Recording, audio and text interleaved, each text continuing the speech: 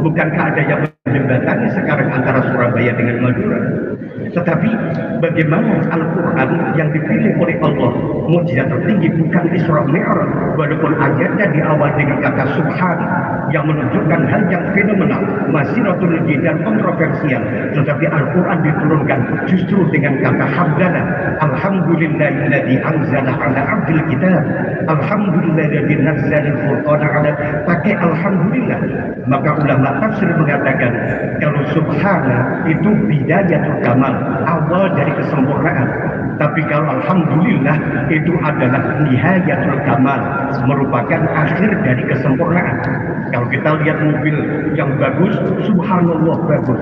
Tapi kalau mobil itu kita miliki, tentu kita mengatakan hamdalah. Maka ulama tafsir mengatakan kekuatan alhamdulillah itu melebihi pada kekuatan subhanallah.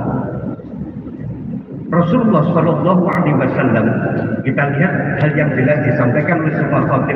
Kalau dia melewati majelis, dua majelis, yang satu majelis zikir, yang satu majelis ilmu, Nabi nimbrung ikut duduk di majelis ilmu. Ketika ditanya kenapa ya Rasulullah, beliau menjawab, innama bu'istu mu'allima wa innama bu'istu likafatin nas. Aku diutus Allah sebagai pengajar. Dua-duanya adalah kebaikan, tapi aku diutus Allah sebagai pengajar. Maka kalau kita melihat disiplin ilmu Islam, itu hampir semuanya adalah ahli sufah. Ahli sufah adalah para santrinya Nabi yang diajarkan step by step, tobakon an tobak.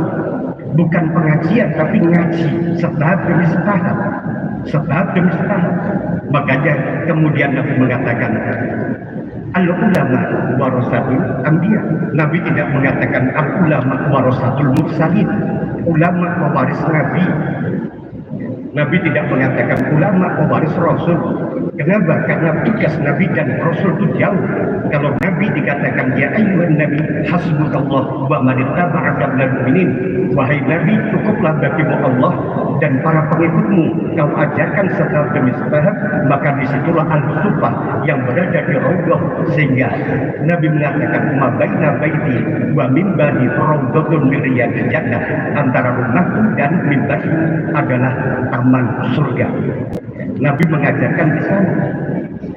Oleh karenanya, kalau kita melihat juga bahwa Nabi Muhammad mengajarkan setahap demi setahap, maka sahabat beda dengan Rasul. Kalau Rasul ya ayyuhar Rasul balligh ma unzil. Jadi Rasul itu tugasnya semacam misi jending, ceramah untuk keliling. Kalau Nabi itu mengajarkan setahap demi setahap. Makanya sahabat yang menemani beliau dalam kapasitas sebagai Nabi rata-rata alim, karena diajarkan setahap demi setahap dalam konsep ngaji ilmu. Tapi kalau sahabat yang mendampingi Nabi dalam kapasitas beliau sebagai Rasul, rata-rata boten ngalim, mergo ngajine pendak-pendak sebagai Rasul. Ya. Jadi inilah kenapa sangat penting dan sangat urgen, sehingga Allah menyebut dirinya Al-Akram pada saat mengajarkan manusia. Tetapi terakhir saya katakan bahwa ilmu tidak berdiri sendiri, ada mas'uliyatul alim, tanggung jawab orang yang berilmu. Karena itu dikatakan oleh Nabi, al-ilmu hujjatun laka wa hujjatun 'alaika. Ilmu itu bisa bermanfaat bagimu, tapi ilmu juga bisa menjadi bumerang bagimu. Maka Ibnu Athaillah mengatakan dalam kitabnya, al-ilmu idza qarata bi khasyah falaka. Kalau ilmu kau sertakan takwa kepada Allah yang melahirkan akhlak, maka falaka bagimu. Wa illa fa'alika. Kalau ilmu tidak kau sertakan khasyah Allah dan akhlak, maka itu menjadi bumerang bagimu. La khaira fi khairin asyadda fi khairin ilmi. Tidak ada kebaikan melebihi kebaikan yang didasari dengan ilmu, wa la syarra fi syarrin asyadda fi syarrin ilmi, dan tidak ada kejahatan melebihi kejahatan yang didasari dengan ilmu, karena dia bisa menciptakan kejahatan yang lebih bervariatif. Maka Nabi Muhammad SAW, Nabi yang terkenal punya sifat fatona, yang super cerdas, yang super pintar, tapi yang dipuji oleh Allah dari nabinya yang super cerdas, yang pintar itu bukan wa innaka la'ala IQ di atas rata-rata, tetapi wa innaka la'ala khuluqin azim.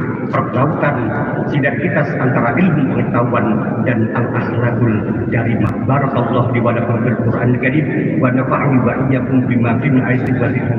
Aqulu qawli hadza fastaghfiruhu innahu huwal ghafurur rahim.